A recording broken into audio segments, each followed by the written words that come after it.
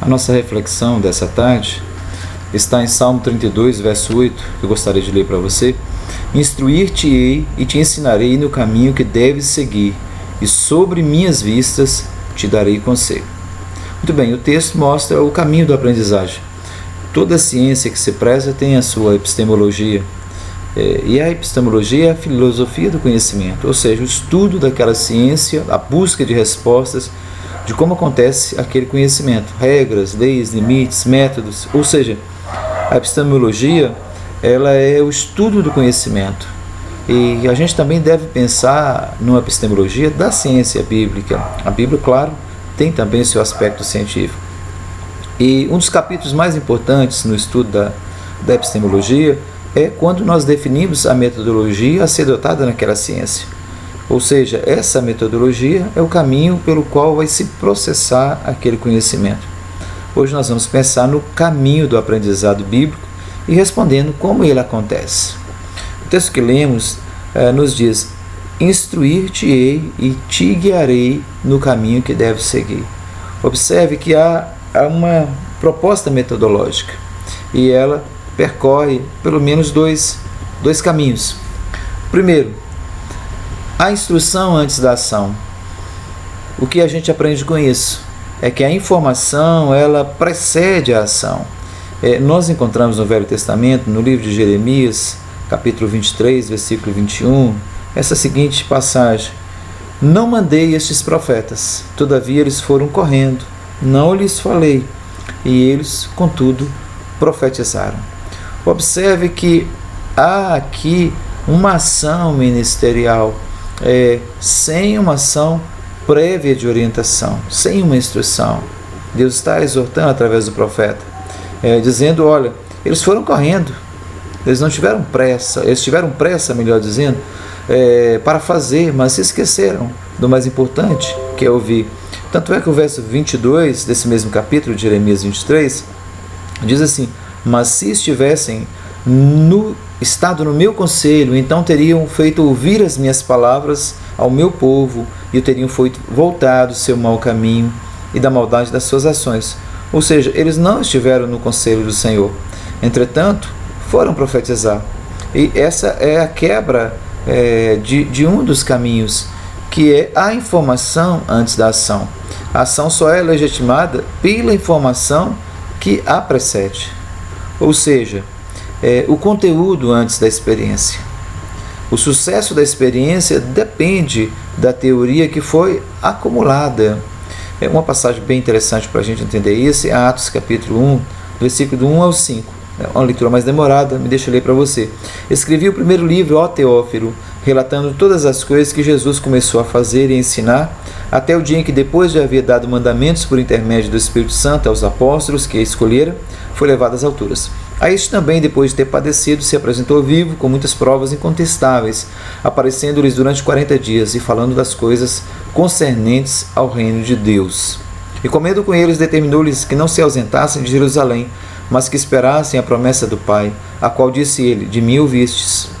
Então, o que a gente observa nessa passagem é que antes da experiência de Pentecostes, Jesus propõe aos seus discípulos que eles permanecessem em Jerusalém. E naquele período eles são instruídos, eles recebem uma teoria, eles são preparados para a experiência. Então, no aprendizado bíblico, a instrução ela vem antes da ação. A mente precisa ser treinada para ler, para ouvir, absorver conteúdos, antes de se propor a transmitir esses conhecimentos. Em Jeremias capítulo 15, verso 16, lá está escrito assim: achadas tuas palavras, logo as comi, e foram gozo e alegria para o meu coração, pois pelo teu nome sou chamado, ó Senhor dos Exércitos. Observe que Jeremias se propôs a absorver primeiramente conteúdos, informações. Ele não, ao receber a palavra de Deus, ele não se propôs imediatamente a proclamá-la, mas a absorver, né? Essa é a mente que vai ter discernimento da verdade, porque ela se apropria, ela absorve.